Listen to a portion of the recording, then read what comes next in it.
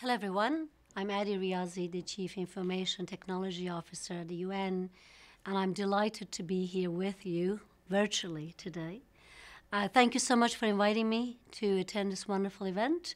I'm looking forward to your deliberation over the next few days and the conclusions of the summit as to how to advance the role of the women in the society. I wish, of course, I could be there in person, as Istanbul is a wonderful place, a very dear place in my heart, for many reasons. First of all, it's a beautiful city, and you're all there, and this would have been a great opportunity for me to see you, to learn from you, to collaborate, but also to be in this great city. Also, Turkey is next to Iran, and I was born in Iran, in Tehran, and I was born to a family with many, many strong women, many who faced and confronted many issues that women face today. My grandmother was married at age 9, and she wasn't allowed to go to school. And I always remember her carrying her dowry on her hands with her bracelets and her necklaces. So there was absolutely lack of any financial independence or access to healthcare education.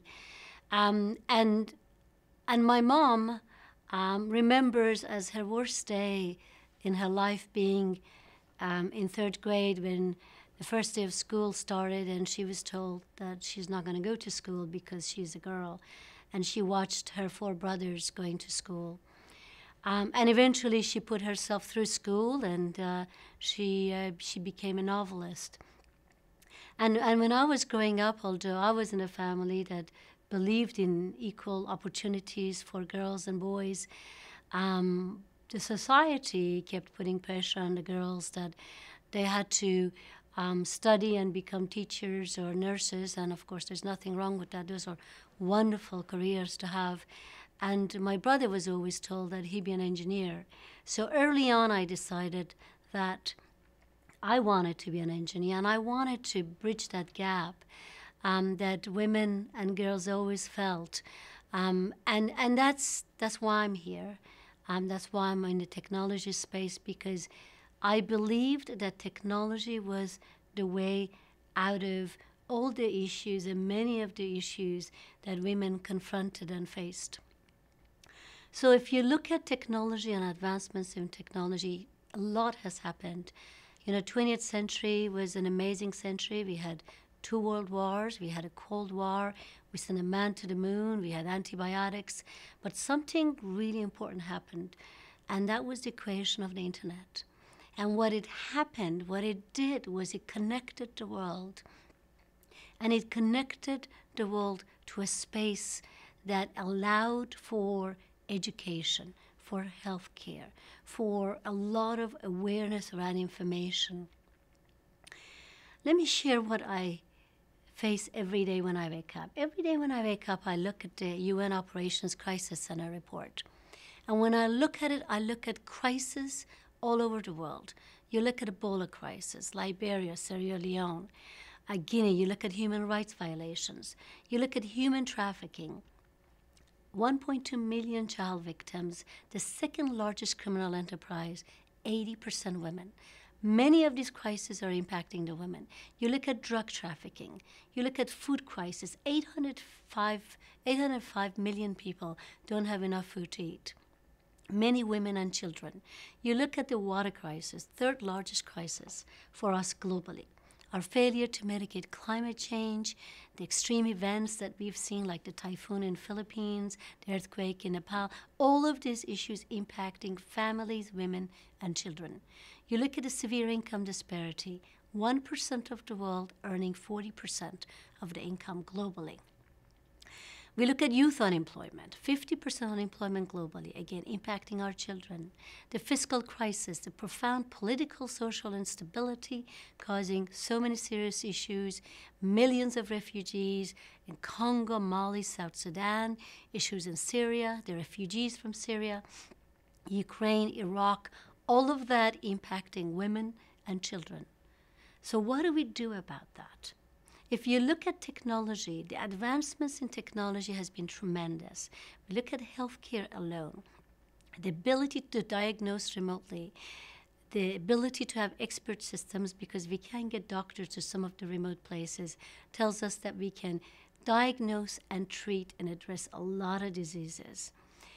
If you look at education, the ability for remote learning, the ability to bring education to remote places and educate every child, to educate every woman.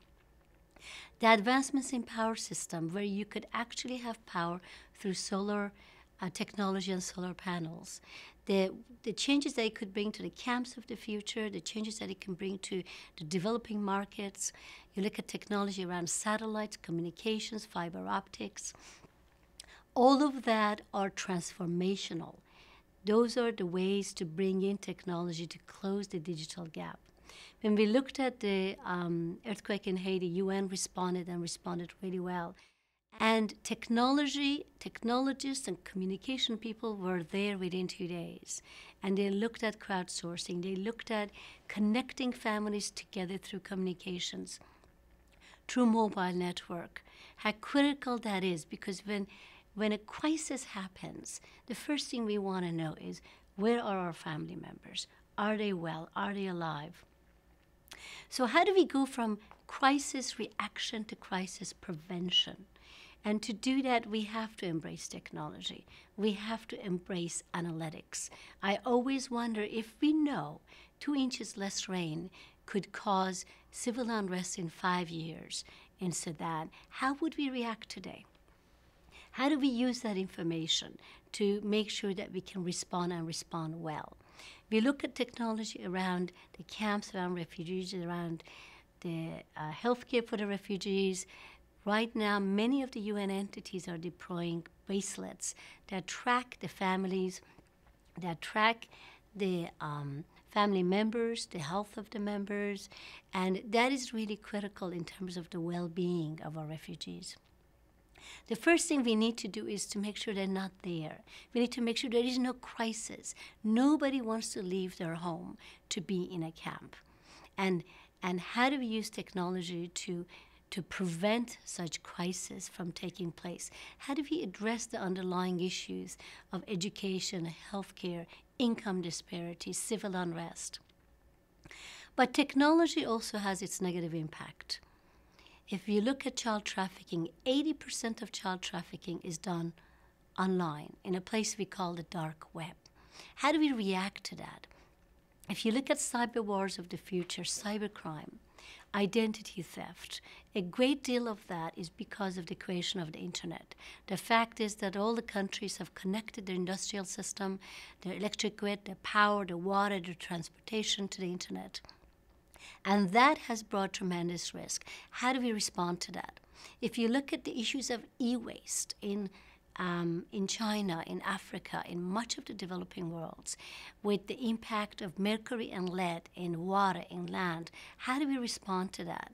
So with this huge, immense power that technology brings, it brings with itself its negative impact that we have to understand as women, as members of the society, to see how do we mitigate, how do we close the digital divide, and how do we address these issues created by technology.